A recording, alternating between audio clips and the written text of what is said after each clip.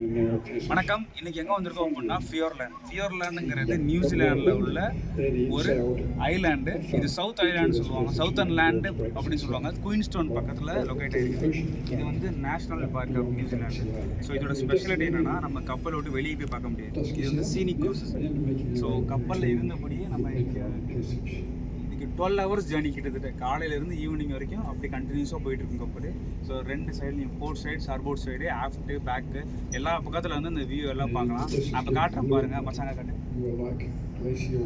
So இந்த மலைக்குள்ளெல்லாம் போய் கப்பல் அப்படியே திரும்பி வருது. ஸோ ஒவ்வொரு மலைக்குள்ளேயே போய் கிராஸ் ஆகி இன்றைக்கி ஈவினிங் 6 o'clock வரைக்கும் இப்படி தான் போயிட்டுருக்கோம். அதுக்கப்புறம் நாங்கள் அதை கிராஸ் பண்ணி நேராக ஆஸ்திரேலியாவில் சிட்னி போகிறோம். ஸோ இதுதான் என்னோட. ஸோ அங்கே காட்டு மச்சான். ஸோ அங்கே தெரிஞ்சுன்னா இங்கே ஒரு 5-6 மலை இருக்குது. ஸோ ஒவ்வொரு மலைக்குள்ளேயுமே கப்பல் போய் சுற்றி வந்து கடைசியில் ஒரு டெட் பாயிண்ட்டுக்கு போய் 360 டிகிரி அடித்து ரிட்டர்ன் வெளியே வரும். இதுதான் இதோட ஸ்பெஷாலிட்டி.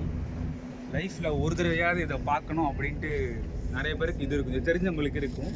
எனக்கு இது 4வது தடவை, 5வது தடவை. இது ரொம்ப ஒரு பீஸ்ஃபுல்லாக இருக்கும். அவ்வளோ ஸ்ட்ரெஸ்ஸான லைஃபு, வேலை அப்படிலாம் இருக்கும்போது வெளியே வந்து காலையில் பார்க்கும்போது அவ்வளோ ரிலாக்ஸாக இருக்கும். ஓகே, பாய்.